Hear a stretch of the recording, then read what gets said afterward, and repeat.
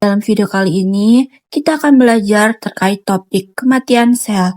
Kita juga akan mengkaji sebuah studi kasus yang berjudul Molecular Mechanism of Cell Death in Neurological Diseases.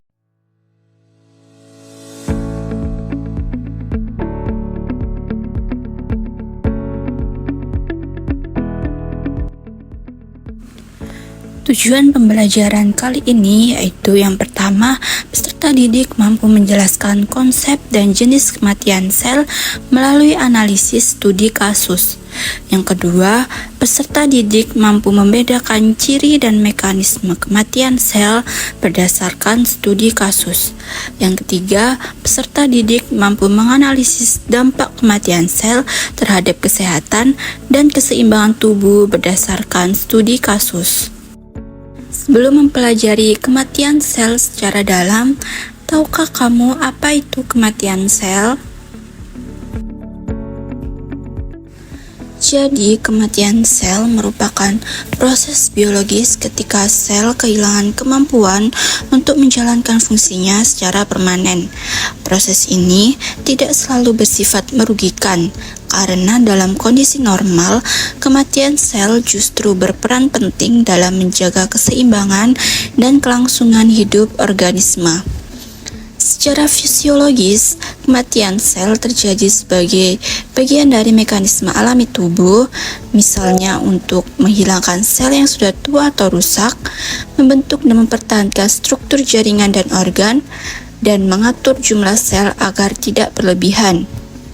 Namun, kematian sel juga dapat secara patologis, yaitu akibat adanya kerusakan atau gangguan seperti cedera fisik, infeksi mikroorganisme, hipoksia, paparan zat toksik, dan gangguan metabolisme sel. Nah, seperti gambar yang sudah dipaparkan, terdapat beberapa jenis kematian sel, antara lain yaitu autofagi, ferroptosis, piroptosis, nekroptosis, dan apoptosis. Dalam video ini, kita akan mempelajari dua jenis kematian sel, yaitu apoptosis dan nekrosis. Pada bagian atas, sel normal mengalami apoptosis. Sel membentuk blebbing, yaitu gelembung pada permukaan sel. Setelah itu, sel terpecah menjadi beberapa bagian kecil yang disebut badan apoptotik. Bagian-bagian ini kemudian dibersihkan oleh sel lain dan proses ini tidak terjadi peradangan. Selanjutnya, pada bagian bawah, sel normal mengalami nekrosis. Sel terlihat membengkak, kemudian membran sel pecah. Isi sel dan inti keluar sehingga menyebabkan peradangan pada jaringan di sekitarnya.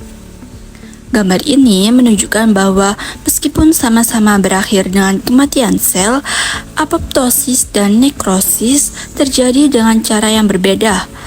Oleh karena itu, mari kita pelajari lebih lanjut perbedaan apoptosis dan nekrosis pada slide berikutnya. Yang pertama, kita akan mempelajari apoptosis. Apoptosis adalah proses kematian sel terprogram yang berlangsung secara terkontrol dan sistematis. Proses ini berfungsi untuk menghilangkan sel yang rusak, tua, atau tidak lagi dibutuhkan tanpa merusak jaringan di sekitarnya. Gambar di samping merupakan tahap-tahap apoptosis secara rinci. Pada tahap awal, sel normal mulai mengalami penyusutan ukuran sel. Di dalam inti sel terjadi kondensasi kromatin, yaitu materi genetik memadat sebagai tanda sel bersiap untuk mati. Selanjutnya, membran sel tetap utuh tetapi membentuk blebbing, yaitu tonjolan-tonjolan kecil pada permukaan sel. Meskipun bentuknya berubah, sel masih tetap terkontrol dan tidak bocor.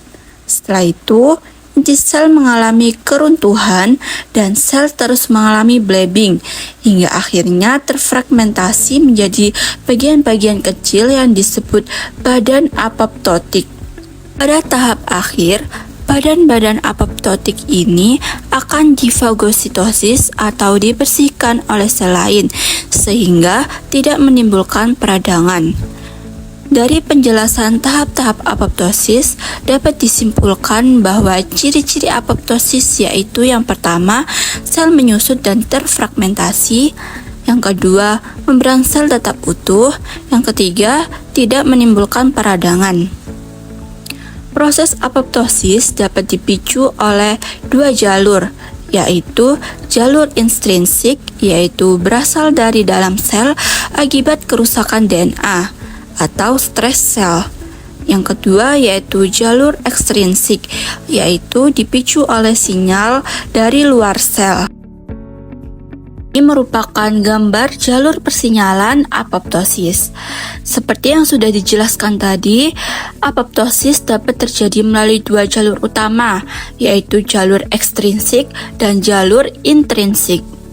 Nah, pada bagian jalur ekstrinsik, terlihat sinyal kematian dari luar sel yang menempel pada reseptor kematian di permukaan membran sel. Ikatan ini memicu rangkaian reaksi di dalam sel yang mengaktifkan enzim caspase inisiator.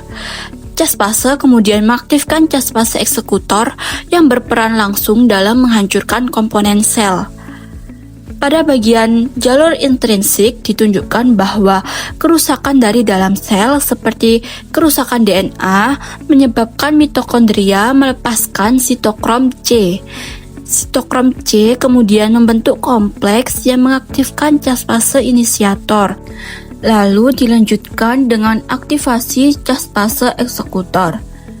Baik jalur ekstrinsik maupun intrinsik akan bertemu pada aktivasi caspase eksekutor.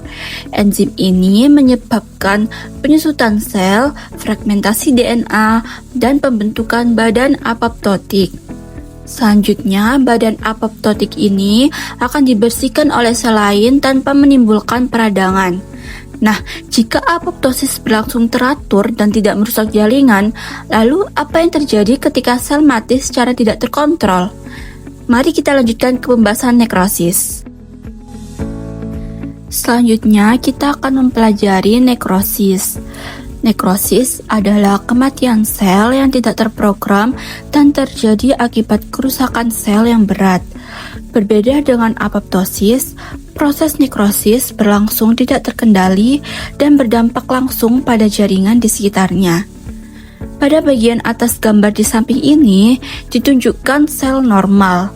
Nah, ketika sel mengalami cedera ringan, kerusakan tersebut masih bersifat reversibel, sehingga sel masih memiliki kemungkinan untuk pulih kembali. Namun, apabila cedera berlanjut dan semakin berat, sel memasuki tahap cedera progresif. Pada tahap ini terlihat pembengkakan retikulum endoplasma dan mitokondria, serta muncul blebbing pada membran sel. Kondisi ini menunjukkan bahwa sistem pengatur sel mulai gagal. Seiring kerusakannya semakin parah, terjadi kerusakan membran plasma, organel, dan inti sel. Membran sel akhirnya pecah sehingga isi sel keluar ke lingkungan sekitar. Pada gambar ditunjukkan adanya kebocoran isi sel dan perubahan struktur mitokondria. Pada tahap akhir proses ini adalah nekrosis yang ditandai dengan reaksi peradangan atau inflamasi. Sel-sel imun datang ke lokasi kerusakan sebagai respon terhadap keluarnya isi sel yang dapat merusak jaringan di sekitarnya. Dengan demikian, gambar ini menunjukkan bahwa nekrosis merupakan akibat kegagalan sel beradaptasi terhadap cedera, sehingga kematian sel terjadi secara merusak dan menimbulkan peradangan. Nah, dari penjelasan tersebut dapat ditarik kesimpulan ciri-ciri nekrosis. Yang pertama yaitu sel membengkak dan pecah. Yang kedua, membran sel rusak. Dan yang ketiga, menimbulkan peradangan. Nah, jika nekrosis menyebabkan peradangan dan kerusakan jaringan, bagaimana dampaknya bagi organ tubuh? Mari kita simak studi kasus berikut ini. Sebelum masuk ke pembahasan, kami akan menyampaikan identitas artikel yang kami gunakan. Artikel ini berjudul Molecular Mechanisms of Cell Death in Neurological Diseases yang membahas mekanisme molekuler kematian sel pada berbagai penyakit neurologis. Artikel ini ditulis oleh Diane Mujaled, Andreas Strasser, dan Jeffrey R. Liddell dan dipublikasikan dalam jurnal Cell Death and Differentiation pada tahun 2021.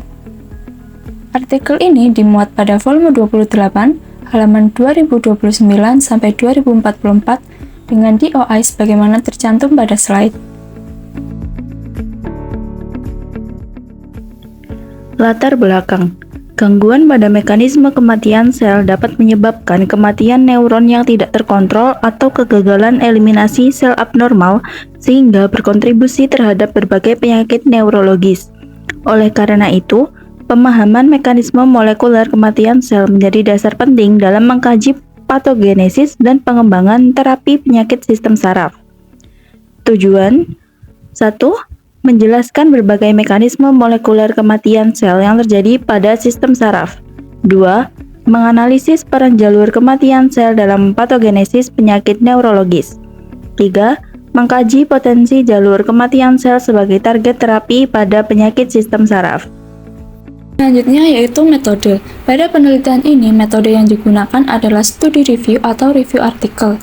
Yang kedua, mengumpulkan dan menganalisis hasil penelitian eksperimental dan klinis.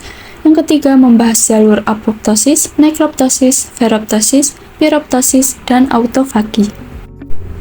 Yang artinya, penulis tidak melakukan eksperimen langsung di laboratorium, tetapi mengumpulkan dan menganalisis berbagai hasil penelitian yang relevan.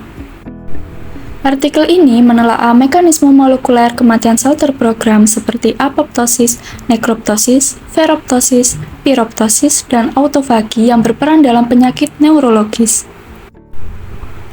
Data yang digunakan berasal dari penelitian eksperimental dan klinis sebelumnya, kemudian dibandingkan untuk melihat pola, peran, dan interaksi antar jalur kematian sel pada berbagai penyakit saraf.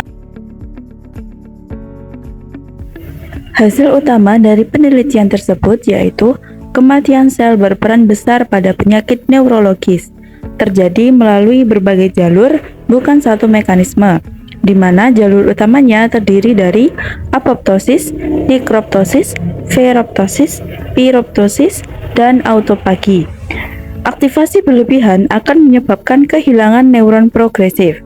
Berdasarkan studi kasus yang dikaji dalam artikel Mougelet et al., kematian sel terbukti memiliki peran yang sangat penting dalam perkembangan penyakit neurologis.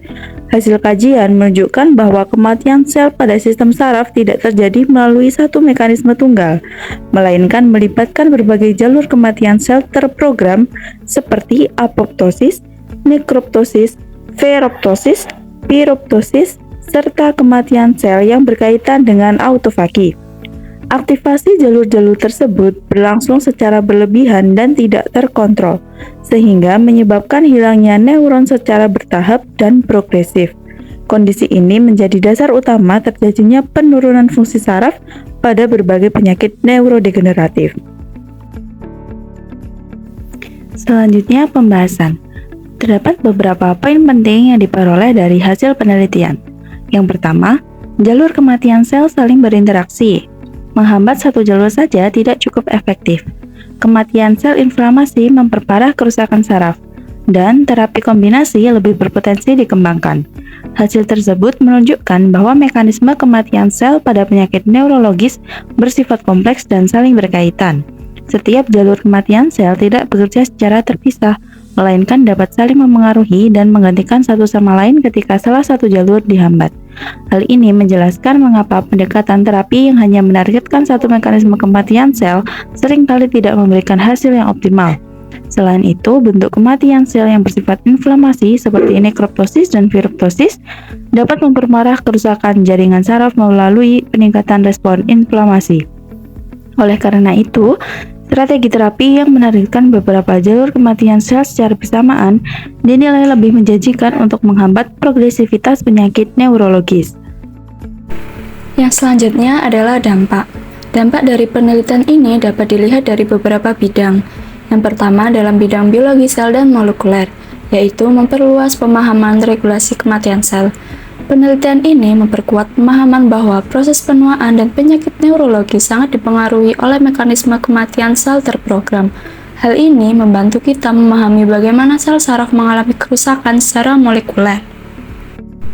Yang kedua dalam bidang medis, yaitu dasar pengembangan terapi neuroprotektif.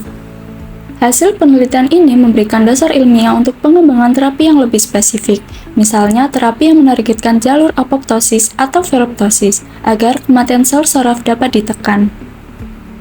Yang ketiga, dalam bidang farmasi, yaitu target baru pengembangan obat. Temuan ini membuka peluang penemuan target obat baru yang dapat menghambat jalur kematian sel tertentu, sehingga berpotensi memperlambat perkembangan penyakit neurologis. Secara keseluruhan, penelitian ini berdampak pada pengembangan ilmu pengetahuan sekaligus aplikasi klinis di masa depan. Berdasarkan materi dan juga studi kasus yang telah disampaikan sebelumnya, maka dapat disimpulkan bahwa secara normal, kematian sel terprogram dibutuhkan untuk menjaga keseimbangan dan juga fungsi sistem saraf.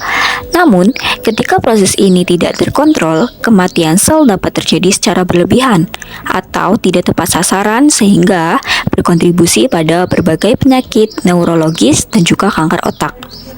Selain itu, kematian sel tidak hanya terjadi melalui satu jalur, melainkan melibatkan beberapa mekanisme yang saling berhubungan. Hal ini menjelaskan mengapa terapi konvensional sering kurang efektif.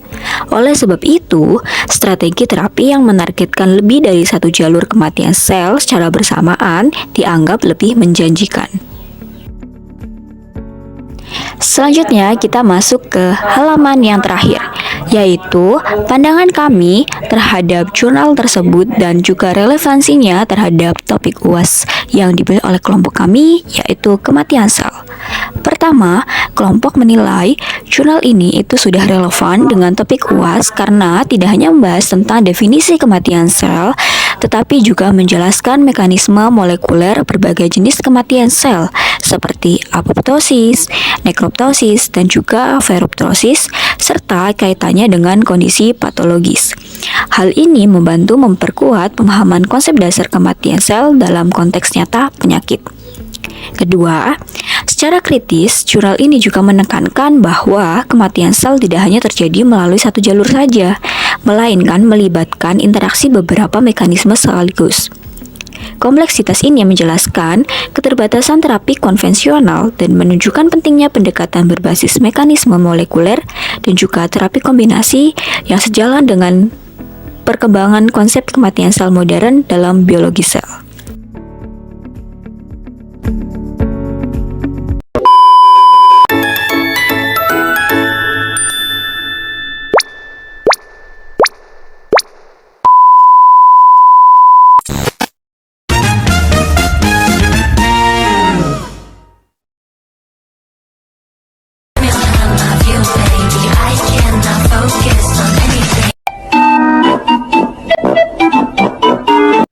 Good. Good.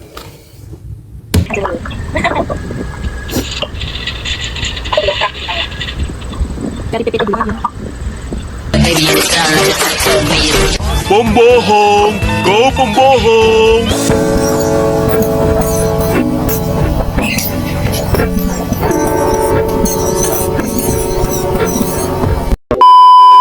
No one can love you like I do.